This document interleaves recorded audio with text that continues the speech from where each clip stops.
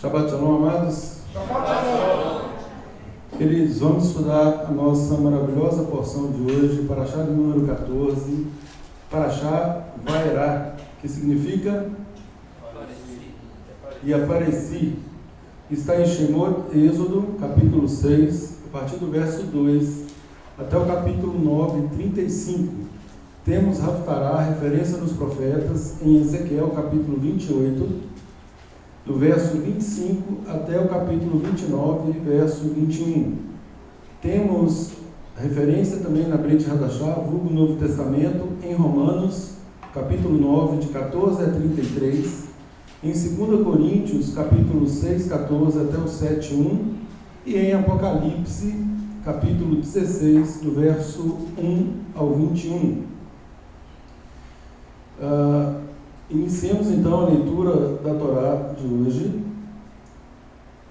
a partir do capítulo 6, verso 2. Diz assim: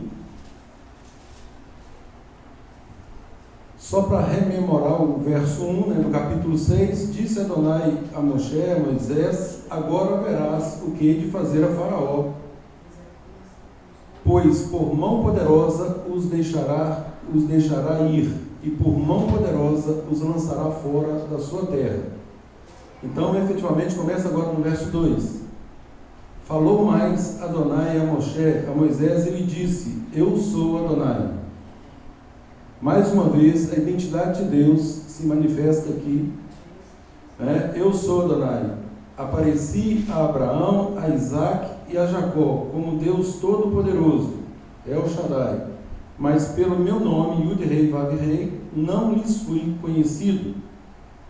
Também estabeleci a minha aliança com eles, para dar-lhes a terra de Canaã, a terra em que habitaram como peregrinos. Ainda ouvi os gemidos dos filhos de Israel, os quais os egípcios escravizam, e me lembrei da minha aliança. Portanto, dize aos filhos de Israel: eu sou Adonai. E vos tirarei de debaixo das cargas do Egito, e vos livrarei da sua servidão, e vos resgatarei com braço estendido e com grandes manifestações de julgamento. Tomar-vos-ei por meu povo, e eu serei o vosso Deus. Sabereis que eu sou Adonai, vosso Deus, que vos tiro de debaixo das cargas do Egito, e vos levarei à terra a qual jurei dar a Abraão, a Isaque e a Jacó, e vou-la darei como possessão. Eu sou Adonai. Desse modo falou Moisés aos filhos de Israel, mas eles não atenderam a Moisés, por causa da ânsia de espírito e da dura escravidão. Queridos, o texto da nossa porção prossegue falando aí na sequência da genealogia de Moisés e Arão. Moisés, mais uma vez, comparece diante de Faraó. Essa história nós já estudamos várias vezes, são vários ciclos de estudo da Torá, onde nós sabemos que o Eterno ele determina o comparecimento de Moisés e Arão perante Faraó, para que os sinais se apresentem e para que a autoridade do Eterno seja conhecida e manifesta, de modo que, efetivamente, o nome dele, o poder dele se fizesse conhecido, e para também que ele tivesse ali pelo nosso próprio povo, o reconhecimento de que foi ele que libertou o nosso povo do Egito. Então, Moisés começa falando novamente a Faraó, e aí nós já sabemos a história, fala aí da dureza de coração, nós vamos falar um pouquinho sobre isso, E aí vem a primeira praga, que é as águas se tornando em sangue, a segunda praga, que é a invasão de rãs, a terceira de piolhos, a quarta de moscas, a quinta de peste nos animais, a sexta de úlceras, a sétima de chuva de pedras. E nós teremos na próxima porção, no próximo Shabat, as 3 últimas pragas. Então aqui nós temos 7 que foram, que fazem parte do estudo de hoje. E nós sabemos, queridos, eu não vou repetir, né, por estudos passados, cada praga dessa que foi enviada ao Egito, isso aqui, na verdade, é uma insurgência, ou uma resposta, melhor dizendo, do Eterno para com o povo do Egito, sobretudo porque eles eram idólatras, e cada uma dessas pragas busca rechaçar o ídolo que era ali por eles adorado. Então, cada praga dessa tem a relação com o ídolo. Como a Torá nos proíbe falar os nomes, a Torá nos proíbe falar o nome de qualquer Deus, porque não existe outro além de Adonai, então, por óbvio, nós não vamos comentar aqui, tá? Mas podem ler depois, leiam depois sobre isso. Já falei também sobre isso nas outras porções, dando aí as referências. Fato é que o Eterno, ele busca aqui destruir qualquer tipo de idolatria e para despertar o nosso povo para a adoração única e verdadeira, tal qual foi ensinada, tal qual foi feita com Abraão, com Isaac e com Jacó. Aqui nós já temos a descendência de Jacó escravizada. Falávamos sobre isso na última porção, começando porque o faraó, o líder do Egito, havia esquecido de todas as benesses recebidas por meio de Yosef. Obviamente, eles sabiam que Deus era com Yosef. Yosef governou ali, fez uma administração ímpar, onde beneficiou todo o Egito, direção ao comando do Egito, e obviamente também vários outros povos, incluindo o nosso povo, que teve ali um local privilegiado para ficar, exatamente por conta da autoridade reconhecida de Yosef, e gozou de certo momento, ou de certo período de paz e de abundância, até que se esquecessem do bem que Yosef havia feito. E aí, o que eu quero enfatizar nessa porção de hoje? Eu quero enfatizar, foi falado aqui agora há pouco, que nós estamos no Egito. Então, gente, mais uma vez, nunca se esqueçam, é um texto para catequese, ou seja, de decoração mesmo, tem que decorar isso, fazer uma moldura e colocar na parede da nossa casa, para toda hora nós olharmos e aprendermos que toda lição da Torá tem princípios para a nossa vida atualmente. Nada passa despercebido. Hoje foi falado aqui, se nós lermos as porções milhares de vezes, a cada vez que lemos, o Eterno falará algo novo ao nosso coração. Ele trará novos princípios, ele nos elevará de nível. Nós começamos aí com uma interpretação extremamente básica e superficial, e pela graça, misericórdia, sabedoria que o Eterno nos dá, ele próprio nos leva para o profundo. Então, muitas vezes nós estamos estudando a Parashá e vem aqueles insights que na verdade nada mais é do que o Ruach, o Espírito de Deus, nos conduzindo a águas profundas. Então nós passamos a compreender os propósitos de Adonai. E qual é o texto que nós temos que moldurar? Romanos 15:4. Romanos 15:4. Pois tudo que outrora foi escrito para o nosso ensino foi escrito a fim de que pela paciência e pela consolação das Escrituras nós tenhamos esperança. Ou seja, a Torá nos foi dada, registrada, para o nosso ensino, para que possamos extrair esses valorosos princípios. Mas já se passaram 3.500 anos, 4.000 anos. Eu falava com a minha esposa hoje de manhã, tudo o que acontecia com esse povo, com o nosso povo lá atrás, é exatamente o que acontece hoje. Agora, por que isso? Queridos, não se iludam, é a natureza humana, uma natureza escravizada, não aqui no Egito, aqui é uma materialização de comportamento, mas algo que começou lá no Éden. O grande problema é que nós não atinamos para isso.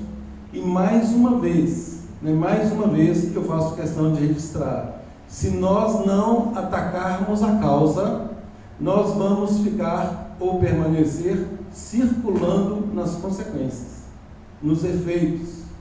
Então, existe uma causa, e a causa é independência. A nossa independência.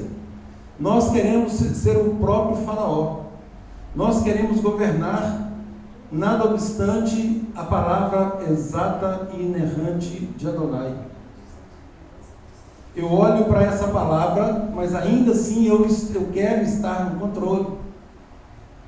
Né? Eu endureço o meu coração. Ora, mas tem um texto aqui que fala que o Eterno endureceu o coração de Faraó. Queridos, aquilo que eu disse, né? Se nós não tivermos a noção exata do que nós somos, nós corremos um sério risco de estarmos naquela fila dos perplexos, cheios de razão, mas nós receberemos aquela assertiva triste: apartai-vos de mim, nunca vos conheci. Então, muito mais que cumprir a Torá, muito mais que ser obediente, nós devemos ser dependentes. Os pecados são consequências do pecado maior, que é a nossa independência. Agir de forma alheia às instruções do Eterno. O que soa, à primeira vista, absurdo. Como assim? É claro, se perguntar para qualquer pessoa, você seguiria as instruções de Deus? Você se submeteria aos mandamentos do Eterno? Claro, óbvio. Né? A resposta é óbvia e ululante. Só que na prática, infelizmente, não é assim. Por que não?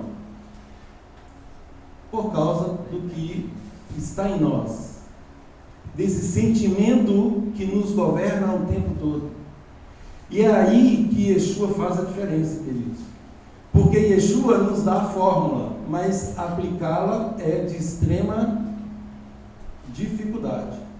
Aplicá-la requer um esforço quase incomensurável. Eu disse quase, porque é possível.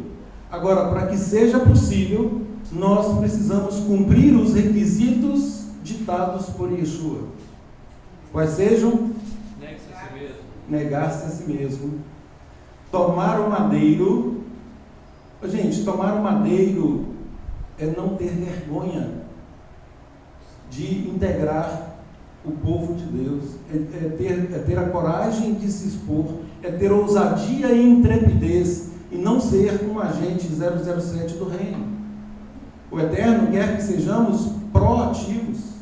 O tempo todo Ele trata conosco, como tratou com o nosso povo lá atrás, no sentido de que o nome dele fosse conhecido por toda a terra. Agora, é um nome de poder, é um nome de retidão, é um nome de justiça. É exatamente isso que nós precisamos exalar. Esse é o bom perfume de Yeshua. O bom perfume de Yeshua é a dependência que ele tinha do Pai, ao ponto de declarar a não mais poder. Eu não vim fazer a minha própria vontade. Ou seja, nós como servos de Yeshua, nós também temos que fazê-lo. Eu não vim fazer a minha própria vontade. Yeshua é o nosso modelo. Ele é o nosso modelo. Ele é o nosso mestre. É a Ele quem estamos seguindo, segurando em sua mão, para que Ele nos conduza rumo ao Pai. Ele é o caminho, disse Ele. Eu sou o caminho, a verdade e a vida. E nós já explicamos que até essas palavras, elas têm um porquê. Elas se referiam às portas do Mishkan, do tabernáculo, onde a primeira porta se chamava verdade, a outra caminho e a outra vida. Ou seja, ele perpassa por todo o tabernáculo, desde o átrio exterior, adentrando no pátio, passando pelo lugar santo e indo para o Santo dos Santos, onde efetivamente, lá em Hebreus diz que ele é nomeado agora o nosso sumo sacerdote, cujo sacrifício é único e indivisível, que serve agora por todas as gerações. Mas o que está em evidência, queridos? O Eterno rememora o pacto que fez com Abraão, com Isaac e com Jacó. Ele manda um recado por meio de Moisés e Arão e disse: eu vos tirarei de debaixo da servidão. Bom, quem está escravizado, obviamente, pensamos que é a saída da escravidão. E aí aquela coisa, muitas vezes, de nós queremos ajudar alguém que não quer ser ajudado. O Eterno está aqui para tirar o nosso povo de uma escravidão. Mas nós sabemos, pelo desdobramento dos acontecimentos, que eles titubearam N vezes acerca dessa libertação, ao ponto de fazerem lembranças boas, entre aspas, daquilo que eles viviam no Egito. Como assim? Lá nós comíamos peixes, comíamos alho poró, nós comíamos isso, comíamos aquilo, gratuitamente, ainda mentem. Como gratuito? Onde que um escravo come de forma gratuita? Aliás, é outro princípio, não existe almoço grátis. E não mesmo. Tudo tem um custo. E nós, como povo de Deus, nós temos que ter a sabedoria do alto para discernir essas coisas e principalmente identificar em nós qualquer tipo de escravidão. Sabedores que a promessa permanece, o Eterno quer nos libertar. Ele veio para nos tirar debaixo dessa carga. Agora, a grande pergunta continua sendo: nós queremos sair disso? Isso vai mexer com o meu conforto, com a minha comodidade.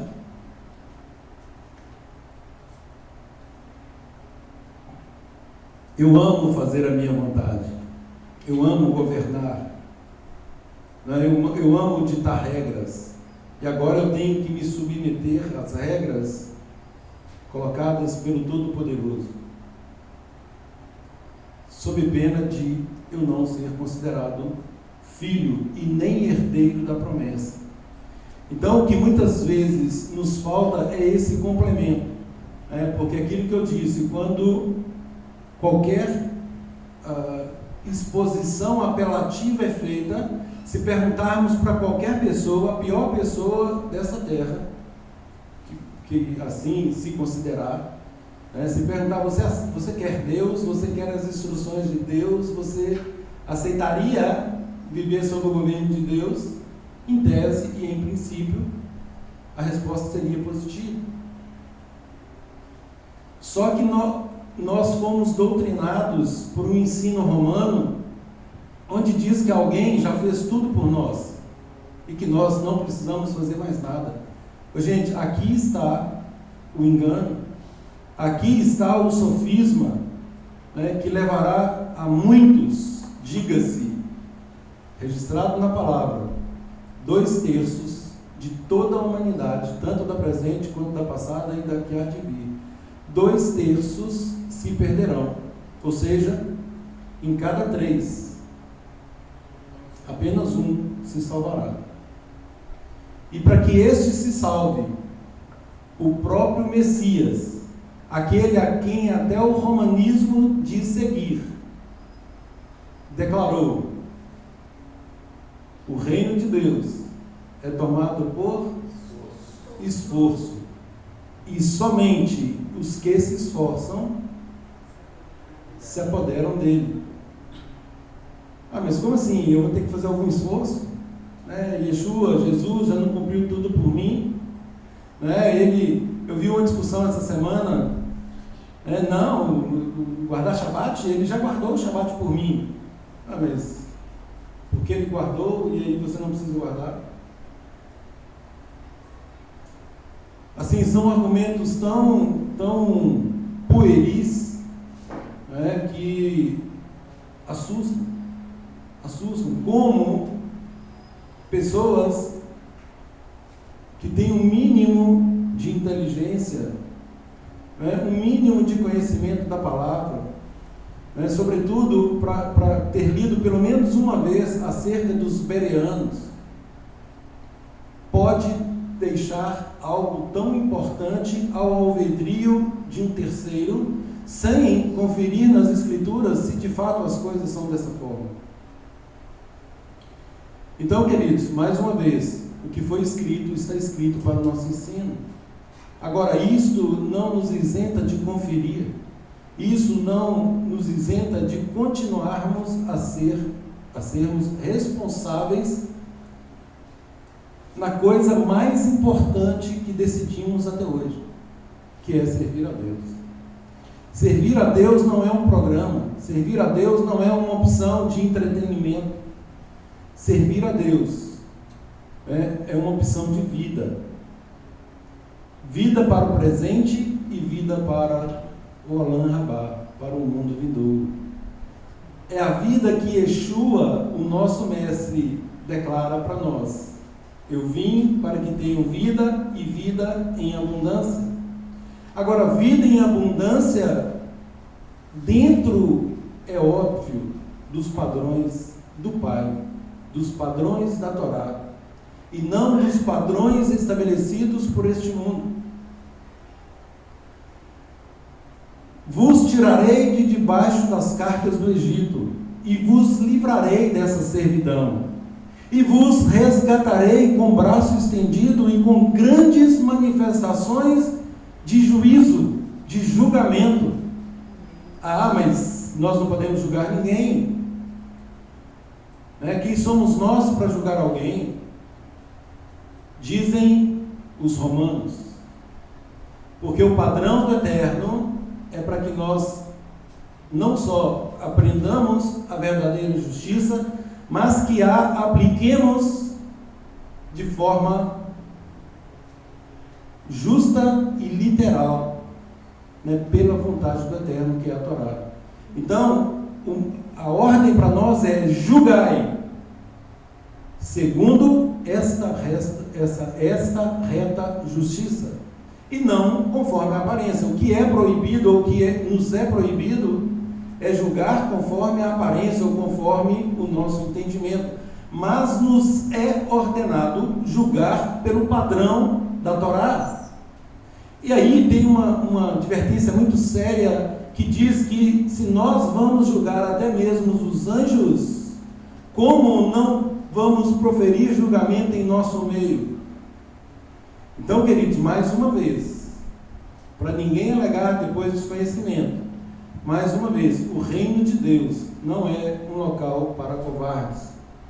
O reino de Deus não é lugar para ócio, para preguiça, para um servo meia boca. O reino de Deus é para alguém compromissado, que entendeu o que o Eterno fez pelo nosso povo e continua fazendo até hoje. Nós continuamos no Egito, gente. Nós continuamos no Egito, não se iludam. O nosso povo foi libertado do Egito. Quem falou isso? Foi materialmente, mas aprisionados pela mente e pelo coração. Estamos até hoje nessa prisão.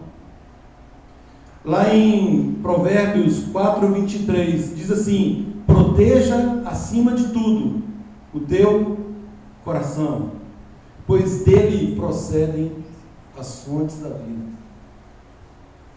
Protejam acima de tudo o coração, porque é dele que procede as fontes da vida.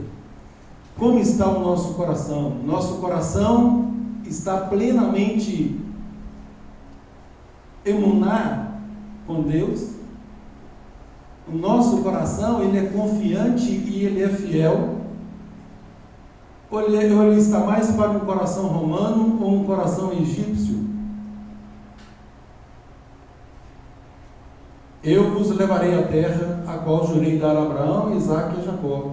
e vou-la darei como possessão, pois eu sou Adonai. E nada obstante Moisés e Arão ter dito assim, eles não atenderam, por causa da ânsia de espírito e da dura escravidão. Ora, quem está escravizado debaixo de uma dura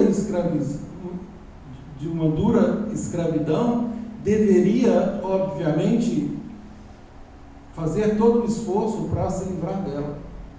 Só que muitas vezes, volto a dizer, essa escravidão, ela nos deixa, ainda com esse nome, ela nos deixa confortáveis. Aqui nós temos, continuando a leitura, nós percebemos exatamente isso. Que todo o esforço que estava sendo feito, ele foi romantizado pelo nosso povo. Números 11:5, por favor, alguém leia para mim.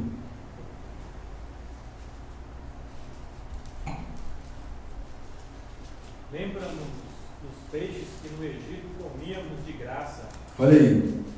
Dos pepinos, dos melões, dos alhos silvestres, das cebolas e dos alhos. Nota-se, gente, uma tolerância. Eles já estavam acostumados. Eles já estavam doutrinados. Presta atenção nesse termo. Doutrinação. Doutrinados. Volto a dizer e alertar. Estamos doutrinados, eu vou colocar no passado, estávamos doutrinados durante 2000 anos com um ensino romanizado e romantizado. Algo que é muito bonito de se ouvir, O eterno Deus, Ele é amor. Toda lei se cumpre em um só preceito: amor.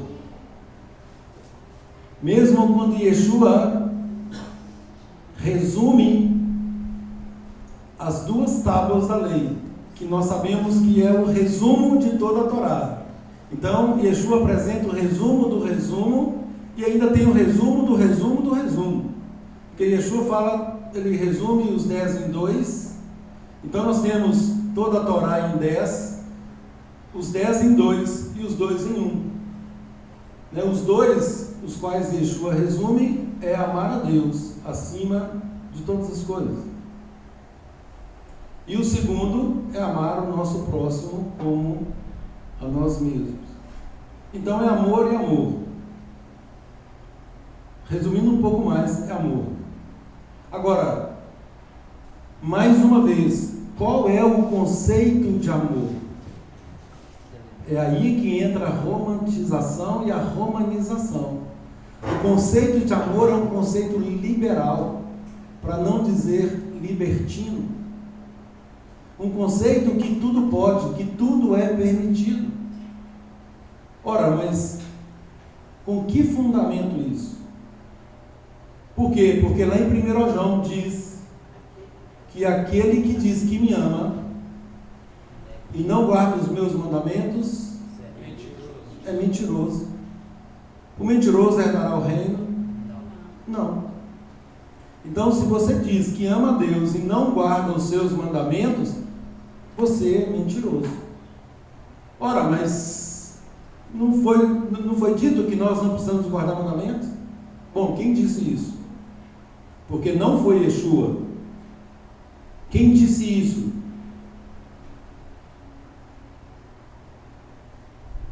Um poder político religioso que nos doutrinou até há bem pouco tempo, e anda fazendo isso aí ainda e fará até o dia final. E é por isso que a palavra diz que o povo de Deus está sendo destruído por falta de conhecimento. Não conhecimento por si só, mas pelo entendimento deste conhecimento. Nós temos uma passagem aqui, onde Rabino Shaul fala que o nosso povo, o povo hoje tido por ortodoxo, Eles têm muito conhecimento, mas não com entendimento. Então, queridos, mais uma vez isso prova o quê? Conhecimento sem entendimento é igual a equação matemática, gente. Vamos lá. Conhecimento sem entendimento é igual nada. Nada, não adianta nada. A pessoa conhecer e não entender aquilo e não aplicar, não vai adiantar nada. Então, o nosso povo, Rabino Shaul os denomina como alguém que tem conhecimento, mas sem entendimento. Agora, por que isso ocorre? Cuida do teu coração. Cuida do teu coração. Quando Yeshua vem, o que ele se manifesta e apresenta a mesma mensagem de arrependimento, uma mensagem de arrependimento. Isso desagrada a muitos. Como assim? Arrepender de quê? Eu sou bom. Muitos ainda dizem assim, né? Eu sou bom. Faço nada de errado, eu tenho uma vida relativamente dentro dos padrões morais aí que a sociedade me impõe. Só que o padrão de Yeshua é qual? Quem é bom? Só o Pai. Por que me chamas bom? Só um que é bom.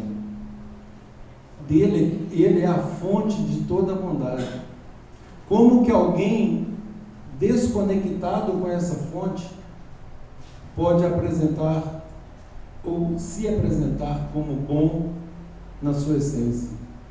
Ora, mas essa pregação, esse ensino é muito duro, né? Quer dizer que eu não valho nada?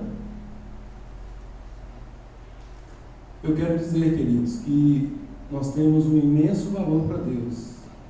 É exatamente por isso que Ele quer nos libertar, nos resgatar.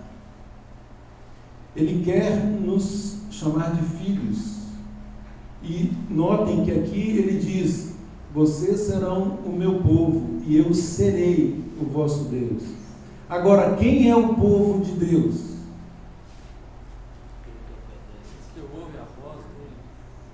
Os que ouvem e obedecem. Não basta ouvir. Os que ouvem e obedecem. Esses serão chamados filhos. E aí Yeshua apresenta essa mensagem, só que essa mensagem, como eu disse, ela é uma mensagem que incomoda muito, né? Incomoda. Eu tenho que fazer alguma coisa, eu tenho que me mover do meu lugar de conforto, né? Eu tenho que atender às santas convocações, eu tenho festas para cumprir, eu tenho que admoestar o meu irmão. Mas eu amo a Deus. Amar a Deus não é suficiente. O resumo é qual? É amar a Deus a quem? E o próximo. Bom, você ama a Deus, Deus conhece o meu coração, não é assim que a gente fala? Não, Deus conhece o meu coração, Deus conhece as minhas intenções. Eu arrepio com essas expressões, porque quando eu olho para mim e penso nelas, eu tenho vontade de enfiar num buraco, e clamar pela misericórdia exclusiva de Deus. Porque se Ele sondar o meu coração, de fato, vai sair muita sujeira daqui. É o cavar profunda vala para esta construção, para essa nova construção de uma nova vida. Eu tenho que me libertar de toda essa sujeira. Agora, isso vai requerer de mim e de cada um de vocês. Mas o que eu tenho com isso? Eu já não estou cuidando nem da minha vida, como é que eu vou cuidar da vida do meu irmão? No corpo, queridos, mais uma vez, nós somos corresponsáveis. O Eterno não fez um plano de levar apenas uma pessoa para o mundo vindouro. Ele fez um plano desde o princípio. Romanos 8, 28 a 30. Sabemos que todas as coisas cooperam para o bem daqueles que amam a Adonai, daqueles que são chamados segundo o seu propósito. Então, só uma retificação ou uma ênfase. Todas as coisas cooperam para o bem, vírgula, daqueles que amam a Deus e daqueles que são chamados segundo o seu propósito. Essa frase é muito dita no mundo, né, por todos, inclusive, que não tem nenhum compromisso com o eterno. Tudo coopera para o meu bem. É uma mentira. É uma mentira. Tudo coopera para o bem daqueles que amam a Deus. E aí nós temos que complementar, né? Quem ama a Deus, obedece os seus mandamentos. Então, todas as coisas cooperam para o bem daqueles que amam a Deus, são chamados segundo o seu propósito, porquanto os que de antemão conheceu, também os predestinou para quê? Serem conformes à imagem. Gente, guarda essa frase. Para serem conformes. Então, olha quem é beneficiado com a cooperação para o bem de todas as coisas. É aqueles que são chamados, que estão agindo segundo o propósito de Deus, para serem conformes o padrão de Deus, que é Yeshua. Para serem conformes à imagem do seu filho, quem? Yeshua, a fim de que ele, Yeshua, seja o primogênito entre muitos irmãos. Muitos irmãos. Então o Eterno não nos fez, ou não permitiu que nós aqui tivéssemos para chegarmos, batalharmos. Eu cheguei.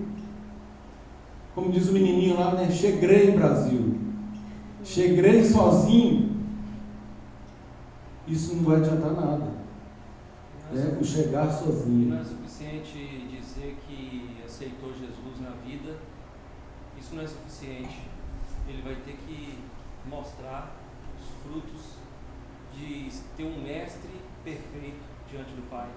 Exatamente. Imitá-lo. Queridos, o salário do pecado é o quê? A morte. A morte. Presta atenção nisso. Vou tentar falar da forma mais clara possível. A gente raciocina e muitas vezes nós não paramos para pensar na seriedade dessas coisas. O salário do pecado é a morte. Por que não morremos?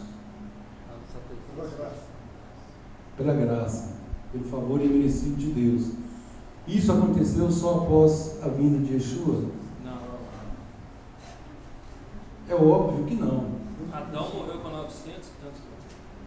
Isso se deu desde Adão. Agora, veja bem, olha o que o José acabou de falar. Adão morreu com mais de 900 anos. O que significa esse intervalo aí, gente? Graça. Graça é graça. Agora, tem mais um nome além da graça. A graça, de fato, é o presente maior. Mas o Eterno, ele permite isso por quê?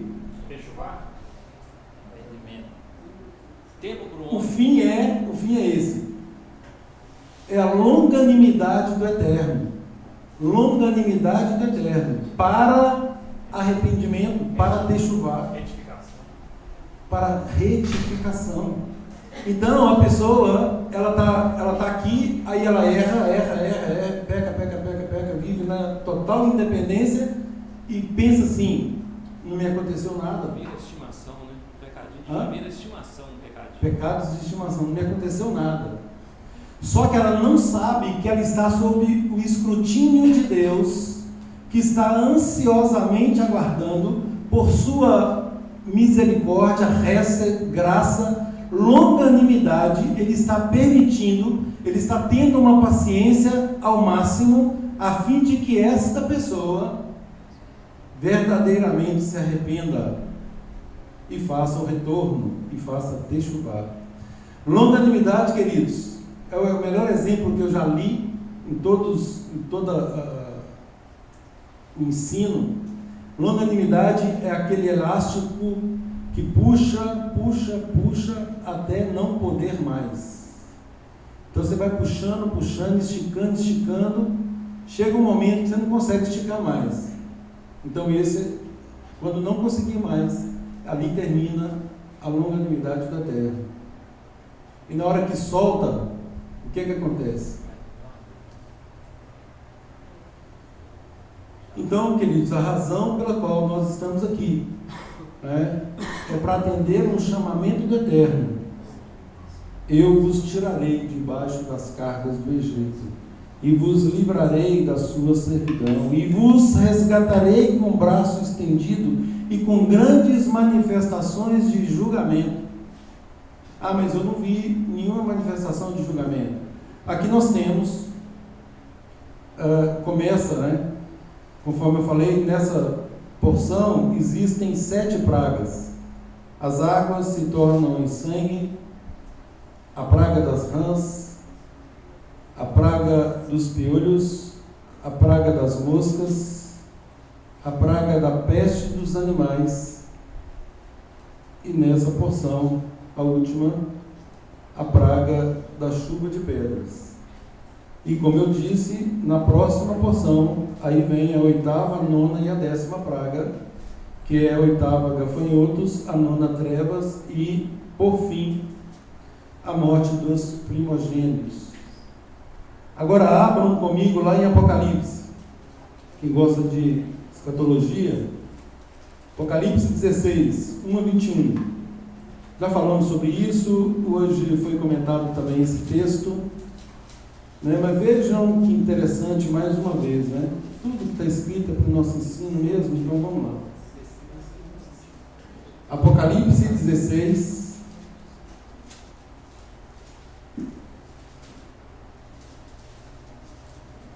1 a 21. Gente, vejam a similitude. Algo que aconteceu no passado, semelhantemente acontecerá no futuro.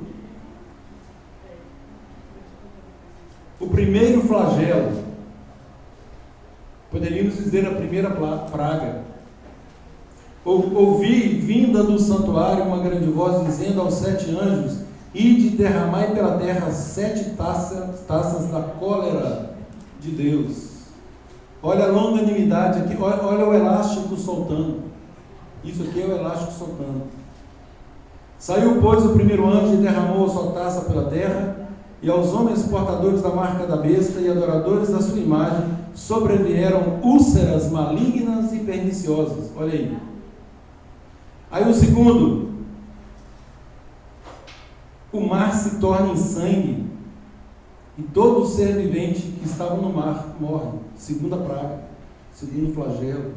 Terceiro: derramou o terceiro a sua taça nos rios e fontes de águas e se tornaram em sangue também. Então ouvi o anjo das águas dizendo: tu és justo, tu que eras o santo, pois julgaste essas coisas. Olha julgamento aí, gente. A mesma coisa que o Eterno faz lá no Egito. Eu vou libertar vocês com sinais de julgamento, de juízo. Porquanto derramaram sangue de santos e de profetas, também sangue lhes tem dado a beber. São dignos disso. Ouvido do altar que se dizia: certamente, ó Adonai Elohim, Todo-Poderoso, verdadeiros e justos são os teus juízos. Gente, que juízos? Verdadeiros e justos são os teus juízos. Que juízos? Está debaixo da graça aqui, não é assim? Que juízo?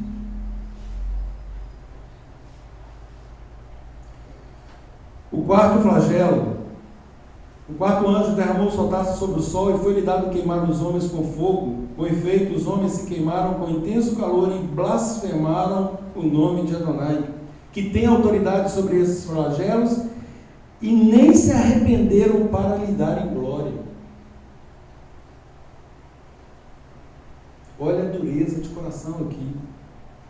Ainda assim, vendo todos esses sinais, não se arrependeram.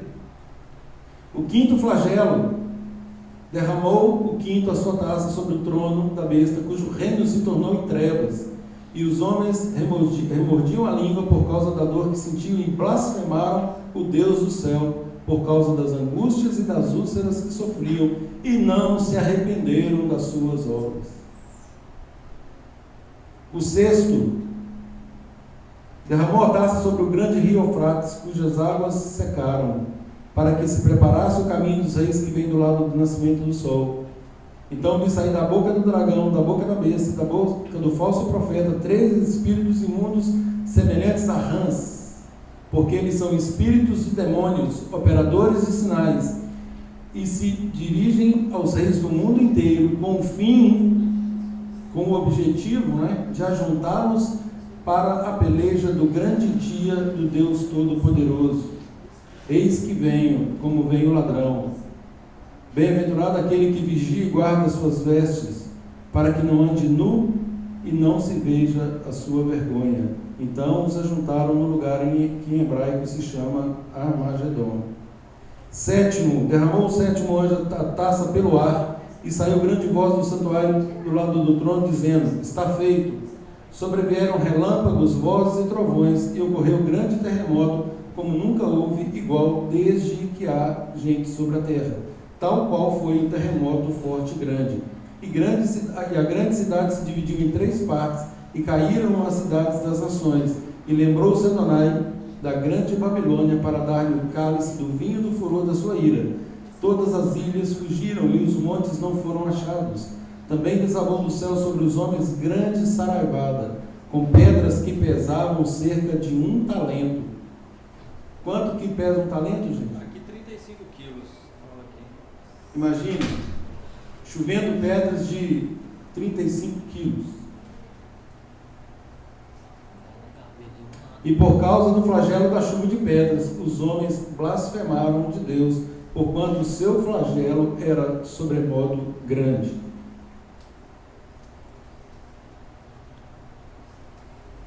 Voltemos a Paraxá.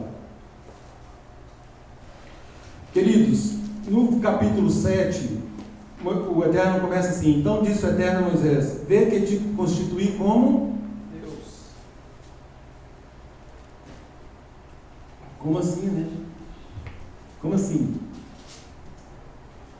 O Deus Todo-Poderoso constituindo alguém como Deus, como Elohim, dando autoridade para ele, a própria autoridade do Eterno. Isso explica, gente, a autoridade que Yeshua recebe do Pai, e Deus estava em Yeshua reconciliando consigo o mundo, e Deus o exalta, e Deus o unge com o Ruach HaKodesh de poder, para que ele fizesse todos aqueles sinais. É a mesma autoridade. Então aqui o Eterno dá ordem para Moisés e o constitui como um Deus perante o Faraó, e Arão como um profeta. E tu falarás tudo o que eu te ordenar, e Arão teu irmão falará a Faraó para que deixe ir da sua terra os filhos de Israel. É aqui que entra o grande cerne de inúmeras discussões, porque aparentemente isso confronta com o livre-arbítrio que o Eterno nos dá, mas ao mesmo tempo aqui o texto diz, me dá outras versões por gentileza, do verso 3, eu vou ler um aqui: eu porém endurecerei o coração de Faraó e multiplicarei na terra do Egito os meus sinais e as minhas maravilhas. Outra versão, tem alguma versão que diz que o Eterno não endureceu? A judaica também endureceu. Eu, porém, endurecerei o coração dele, apesar de eu aumentar meus sinais e minhas maravilhas na terra do Egito. Alguma tradução diferente? Não? 7:3. Tá, então leiamos 7:22. 7:22 diz o quê? Entretanto, os magos do Egito realizaram o mesmo com as suas artes secretas, de modo que o faraó teve o coração endurecido e não lhes deu ouvidos, como Adonai tinha dito que ocorreria.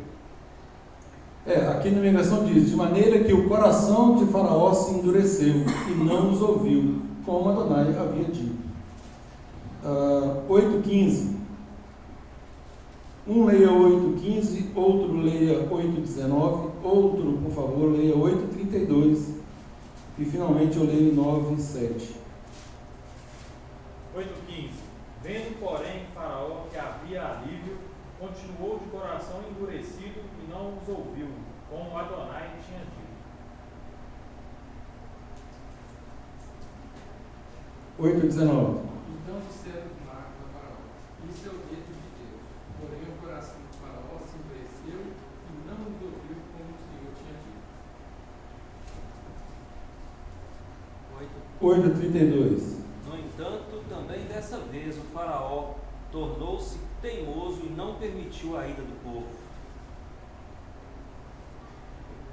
Na minha versão diz, mas ainda desta vez endureceu o Faraó o seu coração e não deixou ir o povo. E por fim, 9:7 diz, Faraó mandou ver, e eis que do rebanho de Israel não morrera nenhum sequer.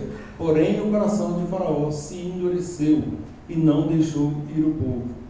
Queridos, é óbvio, né? Eu já falei isso aqui e tem toda a fundamentação, mais uma vez, o Eterno jamais interfere no nosso livre-arbítrio. O Eterno move céus e terra para fazer todas as coisas cooperarem para o bem daqueles que o amam, né, e que foram chamados segundo o seu propósito. Aqueles que querem ser moldados conforme a imagem de Yeshua. Mas nunca jamais o Eterno interferirá no nosso livre-arbítrio. Então não tentem a Deus para que Ele possa consentir ou fazer algo contra a sua vontade, porque Ele não o fará. Pois não, Zé? O 9, 34, 35 também vai. Tem uma sequência aqui. Então, Ele tornou a quem... pecar e endureceu o coração. Gente, a longanimidade do Eterno e os sinais de julgamento, isso é para nos sensibilizar e para que nós possamos fazer techuvá, para que nós possamos arrepender. Olhem a gravidade disso aqui. Na próxima porção nós veremos mais 3 pragas e só a última é que mais ou menos consegue demover Faraó da sua intenção. Ganzu Letová, cooperando para o bem, está dentro de Romanos 8, 28 a 30. Então, só depois da morte dos primogênitos. E aí isso nos dá uma lição. Por que passar por 10 pragas? Ele poderia ter liberado logo na primeira. Aliás, poderia ter liberado sem nenhuma praga. Mas ele foi endurecendo o coração, ele se endureceu. É aí que vem a questão do poder de governo, de querer fazer a própria vontade. Primeiro, quem é esse que está mandando? Eu sou o Faraó, eu que mando aqui. Quem é ele? Agora, a partir do momento que começam a vir sinais de julgamento, obviamente, isso deveria ter tocado o coração de Faraó, para que ele se arrependesse, e nem assim ele fez. Ele preferiu sofrer o dano. É um coração tão propenso a permanecer inalterado, que aí, quando o Eterno fala aqui, que ele endureceria, é claro que o Eterno já sabia. O Eterno sabe todas as coisas. Dentro da onisciência do Eterno, ele sabe quem chegará no final. Agora, isso não significa que ele está interferindo na nossa vontade. Ele sabe o momento em que nós permaneceremos duros. É tipo lidar com um invejoso, aí você fala assim, eu vou comprar um outro bem muito maior do que o que eu tenho aqui, que eu quero ver como que ele vai reagir. Ele vai ficar louco lá, o invejoso, vai só aumentando a inveja nele. Adonai agindo e o Faraó se tornando cada vez mais duro, mais perverso. não respondia de acordo com o comando que ele dava, ele se opunha, não dava o braço a torcer. Então, a palavra diz o quê? Hoje, se ouvirdes a sua voz, não endureçais o vosso coração. O poder de endurecer o coração está em nós. E nós podemos fazer com que ele fique cada vez mais duro. O Eterno ele entrega, né, a própria consciência. Ô, gente, esse é o julgamento. Quando nós, nada obstante, todos os sinais, tudo que o Eterno tem feito conosco, por exemplo, aquela história, né, do cara que estava ali naufragando, e aí ele manda ajuda de um jeito, primeiro manda os amigos, aí depois manda uma viatura, manda um barco, manda um helicóptero, manda não sei mais o que, e ele fica ali, não, vou esperar Deus, vou esperar e tal. Quer dizer, o Eterno fez de tudo para salvá-lo, né, e ele vai recusando. Eu fiz de tudo para te salvar, eu te dei todos os sinais. A pessoa quer que o próprio Deus desça do céu e venha resgatá-lo. Então, essa dureza de coração só depende de nós. Então, hoje, se ouvirdes a voz de Deus, não endureçais o vosso coração, como já aconteceu e como continua acontecendo. Abram, por favor, na Haftará de hoje, Romanos 9. Já falamos do Apocalipse, Romanos 9.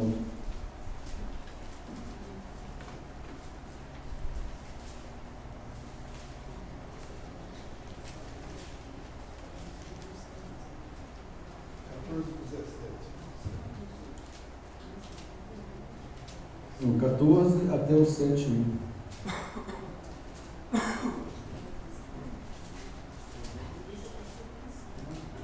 Romanos.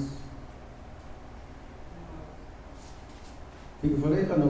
Desculpa aí. A referência que eu falei agora foi de 2 Coríntios. Romanos 9, 14 a quanto? 14 a 17. Não, 14 a 33. Não é essa a referência? Da Haftará? Então, 14 a 17. Você falou 17. 14 a 33. Olha aqui, que diremos, pois? A injustiça da parte de Deus? De modo nenhum. Pois ele diz a Moisés: terei misericórdia. Isso aqui foi o que ele fala com relação a Faraó. Terei misericórdia de quem me aprouver ter misericórdia, e compadecer-me-ei de quem me aprouver ter compaixão. Assim, pois, não depende de quem quer ou de quem corre, mas de usar Deus a sua misericórdia, porque a Escritura diz a Faraó: para isto mesmo te levantei, para mostrar em ti o meu poder e para que o meu nome seja anunciado por toda a terra. Logo, ele tem misericórdia de quem quer e também endurece a quem lhe apraz. Esse endurecer aqui, gente, é a mesma raiz lá de Romanos 1. É quando o Eterno, quando a pessoa ela é tão dura, mas tão dura que ela não consegue captar nenhum sinal, o Eterno, o julgamento é entregar essa pessoa a ela mesma. Ou seja, guie-se, faça do seu jeito. Tu, porém, me dirás: de que se queixa ele ainda? Pois quem jamais resistiu à sua vontade? Quem és tu, ó homem, para discutires com Deus? Porventura pode o objeto perguntar a quem o fez: por que me fizeste assim? Ou não tem o oleiro direito sobre a massa, para do mesmo barro fazer um vaso para honra e outro para desonra? Mais uma vez, isto é onisciência de Deus. É o que aconteceu lá com Judas. Judas foi escolhido por Yeshua. Será que Yeshua não sabia? Por que Yeshua o escolheu naquele momento? Ou ele se endureceu a partir dali? Judas teve a oportunidade de arrependimento, mas ele não se arrependeu. Ele não completou o processo de techuvá. Ele teve um arrependimento que, na verdade, foi um remorso. Porque se ele tivesse verdadeiramente se arrependido, ele teria voltado em Yeshua e pedido perdão. Até o momento ali que ele joga as moedas, né, e ele declara que ele traiu o sangue inocente. Então isso é um arrependimento remorso, não é um arrependimento techuvá. Para ser techuvá, tem que fazer o círculo completo, de voltar, ver onde caíste e volte lá. Os irmãos de Yosef, né, que se arrependem. Né? Isso. Confessam, né? Então assim, tem a confissão e a restauração de tudo. Entra no caso de Esaú também, né? Esaú também. Não achou um lugar de arrependimento, embora com lágrimas Eu tivesse buscado. Imagine uma situação igual a de Esaú. Uma pessoa que busca com lágrimas esse arrependimento e não mais encontra. Ora, mas o Eterno não é amor, o Eterno não é longânimo, não é misericordioso, como assim não encontrou? É uma dureza tão grande que não tem mais o que fazer, não tem como mais. E isso, gente, nós temos que ter cuidado, porque isso muitas vezes acontece conosco. Nós vamos nos endurecendo, nós temos instruções a seguir e quando nós, por algum motivo, nós, de forma deliberada, nós vamos descumprindo, nós descumprimos uma vez, aquilo nos causa um certo desconforto, mas não acontece nada. E aí nós descumprimos de novo. Não aconteceu nada na primeira, não vai acontecer nada agora. Aí descumprimos de novo. Isso vai fazendo com que ficamos endurecidos. E aí talvez vá para a quarta ou quinta vez, nós já não vamos sentir mais nada em relação a um mandamento que nós descumprimos. Aquilo passa a ser natural. E é aí que mora o perigo. Essa dureza ela vai se tornando cada vez mais rígida, ao ponto de não ter mais conserto. Então, aqui, o que eu falava hoje com a minha esposa, a lição para mim do estudo dessa porção, nós precisamos reconhecer a soberania de Deus, a soberania de Adonai. Agora, nós precisamos meditar naquilo que o Eterno fez por nós, no sacrifício que Ele pré-anunciou lá no Éden. Olha, eu vou dar tempo, você pecou, você deveria morrer hoje, mas eu vou dar um tempo aqui para que você se arrependa. No caso de Adão, viveu 900 e tantos anos. E aí depois nós vemos aí de Noé para cá, a média de 120 anos. Então eu vou dar esse tempo. O sacrifício de Yeshua, queridos, é exatamente para isso. É para nos dar esse tempo. Então hoje nós reconhecemos que Yeshua é o Cordeiro que tira o pecado do mundo. Agora, Yeshua, quando nós o reconhecemos como Cordeiro, nós recebemos dele uma ordem. Qual é a ordem? Vá e não percas mais. Então nós podemos afirmar que esse sacrifício de Yeshua, ele não é o fim da obra de Deus, ele é um meio. A partir desse sacrifício há algo a fazer. É óbvio, é isso mesmo. E muitos de nós já tivemos um entendimento errado, que é como se finalizasse ali só. Eu tenho o sangue de Jesus comigo e para por ali e não enxerga que agora há uma caminhada. Não precisa ver mais nada. O mandamento de Yeshua. Gente, mas isso é tão claro, tão óbvio, que eu fico imaginando. Reconhecemos Yeshua como o Cordeiro de Deus, somos justificados por Ele a partir do momento que nós o reconhecemos, Ele nos justifica. É Deus dizendo assim, olha, Maxwell, Você deveria morrer, mas porque você está agora imputando a Yeshua, reconhecendo o sacrifício dele, né? Eu estou te justificando. E eu já falei que justificação é: eu estou zerando a sua conta. Você deve 1 milhão de pecados. Não precisa assustar não, porque você aprendeu. Talvez mais. 1 milhão, mas o Eterno está zerando essa conta. E o melhor de tudo, olha o que é justificação. Olha o que Yeshua faz por nós. Eu vou te dar um crédito daqui para frente. Mas você, Maxwell, você vai fazer um compromisso. Aí você pega a palavra de João. Filhinho Maxwell, essas coisas eu estou escrevendo para que não pequeis. Mas se você, Maxwell, ou quando você, Maxwell, pecar, você tem um advogado junto ao Pai. Ele vai te justificar de novo. O justo. Então, quando você pecar, Yeshua agirá novamente. Ou seja, é um crédito que limpa todo o seu passado, o seu presente e ainda te dá algo para o futuro.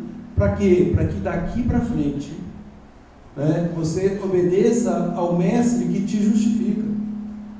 Maxwell, estou zerando a sua conta, estou depositando dinheiro aqui, mas você agora vai saber como investir esse dinheiro. Né? Vou saber agora o que você vai fazer com esses talentos. Não é para desperdiçar talentos. O Eterno vai vir te cobrar esses talentos. É a nossa irmã ali que mexe com o mercado financeiro e sabe como que funciona isso. É multiplicar valores. E aí, no reino, nós estamos falando dos mais valiosos valores. E a ordem de Yeshua é: eu estou agora te remindo, a partir do batismo. Qual que é a função do batismo? Remissão de pecado. Nós somos lavados de todos os pecados. Pecado é a transgressão da Torá. Se nós não conhecíamos Torá antes, qualquer batismo anterior à Torá, entendeu? É o que João pregava, Yeshua pregava, Paulo pregava, Pedro pregava, todo mundo: arrependei-vos. E olha que eles estavam falando ali para judeus. A pregação de Pedro, 3.000 se converteram de uma vez. Esses 3.000, todos, a palavra fala que dezenas de milhares, e todos eram zelosos da Torá. Zelosos da Torá. Mas reconheceram ali a oportunidade que o Eterno estava dando. Então, Maxwell, estou te libertando, estou te justificando, estou zerando sua conta, estou colocando um crédito para o futuro. Você vai fazer de tudo que você não usar. Tá? A ordem é: não peques mais. Essa é a ordem. Mas quando acontecer acidentalmente, você tem um crédito. Então isso é justificação. E isso é o que o Eterno faz por nós.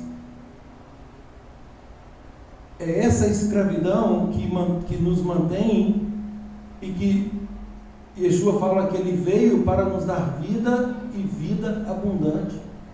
É essa vida que nós temos que vivê-la daqui para frente. É uma vida de dependência e obediência ao Pai, saindo dessa escravidão do mundo. Aqueles, deixa eu pegar o texto aqui.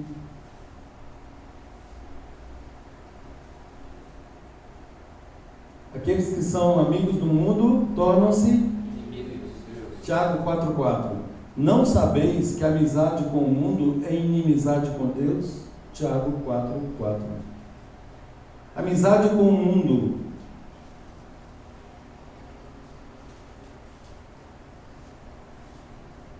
Valores, queridos. Amizade com o mundo é desconsiderar essas preciosas instruções e acatar aquilo, a bandeja que o mundo está a nos apresentar. Isso é amizade com o mundo. Amizade com o mundo é flexibilizar essas preciosas e irrefutáveis instruções, né, para ficarmos bem com alguma coisa ou com alguém. Amizade com o mundo é negligenciar o nosso dever para com o reino. Tudo aquilo que nos mantém fora deste padrão, significa uma amizade muito mais intensa com o padrão que nos é apresentado aí fora do que aquele que o Eterno nos chama a viver. Aqui em Romanos, Paulo, ele fala do povo de Israel, que ele queria ser, que ele estava fazendo de tudo para que o nosso povo fosse salvo, para que eles entendessem essa mensagem da justificação, para que não permanecessem ou para que não permaneçam escravizados pelo sistema do mundo que nos coloca como governantes soberanos. O Eterno te fez para ser feliz. O Eterno não se importa com aquilo que você faz, porque Ele já mandou alguém que já fez tudo por você. Então, viva a vida. Essa é a proposta do nosso adversário. Esta vida que é apresentada pelo nosso adversário é uma vida de escravidão. E a palavra é muito clara. Ou nós vamos servir a Deus, ou nós vamos servir ao nosso inimigo, o inimigo das nossas almas. E verdadeiramente, queridos, é aquilo que eu falei. Nós estamos aqui todos reunidos com um só propósito, que é caminhar rumo à nossa salvação, rumo ao dia final, onde todos quereremos ouvir: vinde benditos de meu Pai. É para isso que estamos aqui. Não nos lembremos do que o mundo já nos ofereceu e que aparentemente era bom, porque nós estamos sendo confrontados o tempo todo entre fazer o que é certo pelos padrões do Eterno ou permanecer no sistema do mundo, mesmo sabendo que estamos contrariando essas santas instruções. Isso é um ato de endurecimento de coração. Isso é um coração obstinado. Está tão duro que isso é obstinação, não tem mais conserto. Então, nem com lágrimas, conforme o exemplo de Esaú, ele conseguiu encontrar lugar de arrependimento. E finalizando com o texto de Hebreus, que diz que nós que temos esse conhecimento, aprove ao Eterno nos permitir chegar até aqui, conhecer as santas instruções, resgatar, o José falou hoje aí o conceito da Torá, Torá não meramente como lei, apesar de que lei também faz parte das instruções. O Eterno, Ele governa, Ele é o Rei. Yeshua nos apresenta a mensagem do reino, e nós sabemos que todo reino tem normas. Então, lei faz parte, mas muito mais do que isso, são instruções para a vida. E nosso povo fala que a Torá é a árvore da vida, para os que nela se apegam. Então, queridos, que nós possamos nos desvincular de nós mesmos, cumprindo os requisitos que Yeshua nos apresenta, para que, seguindo o exemplo dele, nós possamos, e sendo ele o primogênito, ele está esperando, gente. A promessa para nós é a fim de que ele seja o primogênito entre muitos irmãos. Então, Yeshua inaugura uma nova era. E quando ele disse lá para Nicodemos, importa nascer de novo. Então, o comando é esse. Em outras palavras, da dependência do Eterno. Exatamente. Fizemos tudo de acordo com a nossa vontade. A partir de agora é outra pessoa. Não mais vivendo conforme os nossos desejos e anseios. Isso não significa, gente, uma anulação. Significa colocar tudo sob a dependência do Eterno, a vontade do Eterno, né, para que nós possamos ser bem-sucedidos. E a palavra é clara nesse sentido. Quando nós agimos dessa forma, nós seremos bem-sucedidos em tudo que realizarmos. E aí muita gente fica assim: qual é o segredo do povo de Deus, o segredo dos judeus? É andar de acordo com os preceitos do Eterno. Agora, é fazer isso com Yeshua e com a melhor kavaná possível, a melhor intenção, né, de modo que nos permitamos ser moldados à imagem dele. É isso que o Eterno tem para nós. E que nós possamos permitir, né, tirar esse jugo de escravidão sobre nós. Quando Yeshua fala: vinde a mim, todos vós que estáis cansados e sobrecarregados, e eu vos aliviarei. Cansados e sobrecarregados de um jugo humano, inclusive da própria vontade. Aquele negócio assim: que eu estou fazendo não está dando certo, mas eu continuo fazendo. Porque até agora ninguém me disse que tem uma forma certa. Nós sabemos que existe essa forma certa. Então, Yeshua vai nos estimular. A partir daí nós temos o alívio. E ele fala: tomai sobre vós o meu. Então, gente, de qualquer modo tem jugo. Agora, o jugo de Yeshua é suave e o fardo é leve. É leve. Então é que nós possamos amolecer o nosso coração e não endurecer. É que nós possamos ouvir a voz de Deus e acatá-la. Que nós possamos permitir, que Ele cumpra o desejo dele de nos resgatar, de nos libertar e, sobretudo, que Ele nos leve em possessão ao mundo vindouro, conforme Ele nos prometeu. Shabbat Shalom a todos. Shabbat Shalom.